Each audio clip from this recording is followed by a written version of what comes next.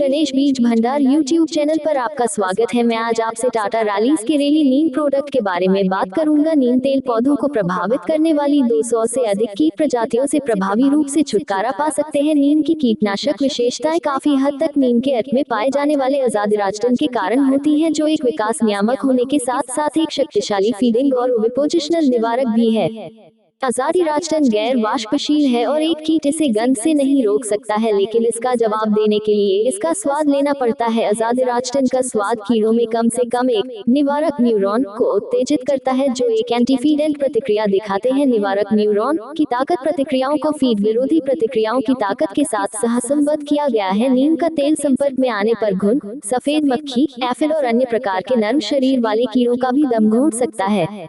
तो यह स्पष्ट है कि नीम संपर्क में आने पर नहीं मारता, बल्कि यह कीटों को खिलाने और प्रजनन को रोकता है।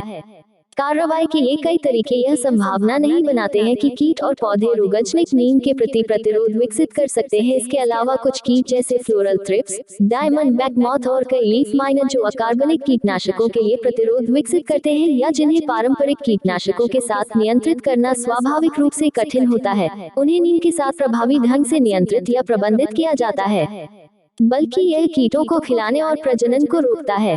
कार्रवाई के ये कई तरीके यह संभावना नहीं बनाते हैं कि कीट और पौधे रोगजनक नीम के प्रति प्रतिरोध विकसित कर सकते हैं। इसके अलावा कुछ कीट जैसे floral thrips, diamond back moth और कई लीफ माइनर जो अकार्बनिक कीटनाशकों के लिए प्रतिरोध विकसित करते हैं या जिन्हें पारंपरिक कीटनाशकों के साथ नियंत्रित करना स्वाभाविक रूप से कठिन होता है, उन्हें नीम के साथ प्रभावी ढंग से नियंत्रित या प्रबंधित किया जाता है।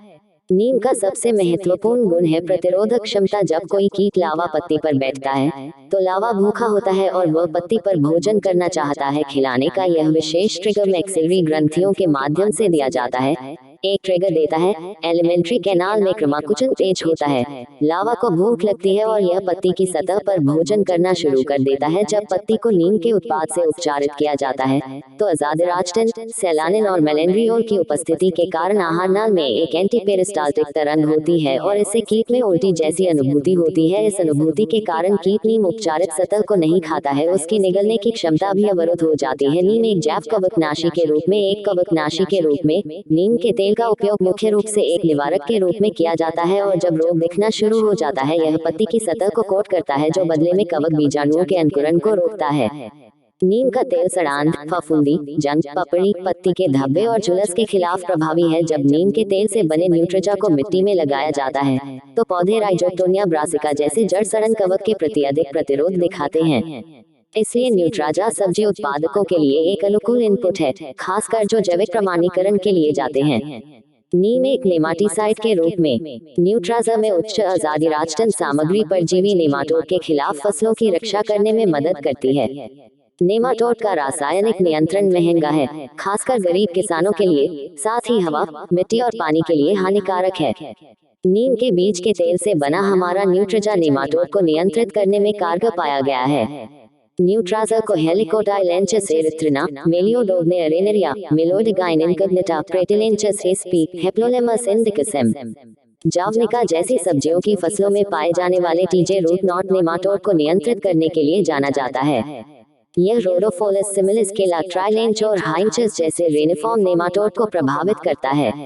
नीम एक कीटनाशक के रूप में कैसे काम करता है? कीट वृद्धि नियामक के रूप में यह नीम उत्पादों का एक बहुत ही रोचक गुण है और प्रकृति में अद्वितीय है, क्योंकि यह किशोर हार्मोन पर काम करता है। कीट लावा जब बढ़ता है तो खिलाता है और यह पुरानी त्वचा को छोड़ देता है और फिर से बढ़ने लगता है। बुरी त्वचा का यह विशेष रूप से बहना एक्सीडिसिस की घटना है या मोल्टिंग एक एंजाइम एक्टिसोन द्वारा नियंत्रित होता है। जब नीम के घटक विशेष रूप से अजादिरास्टन लावा के शरीर में प्रवेश करते हैं तो एक्टिसोन की गतिविधि दब जाती है और लावा पिघलने में विफल रहता है, लावा अवस्था में रहता है और अंततः मर जाता है। यदि अजादिरास्टन की सांद्रता पर्याप्त नहीं है तो लावा प्यूपा अवस्था में प्रवेश करने का प्रबंधन करता है, लेकिन इस स्तर पर मर जाता है और यदि एकाग्रता अभी भी कम है तो प्यूपा से निकलने वाला वयस्क 100% विकृत है, प्रजनन की किसी भी क्षमता के बिना बिल्कुल बांझ है।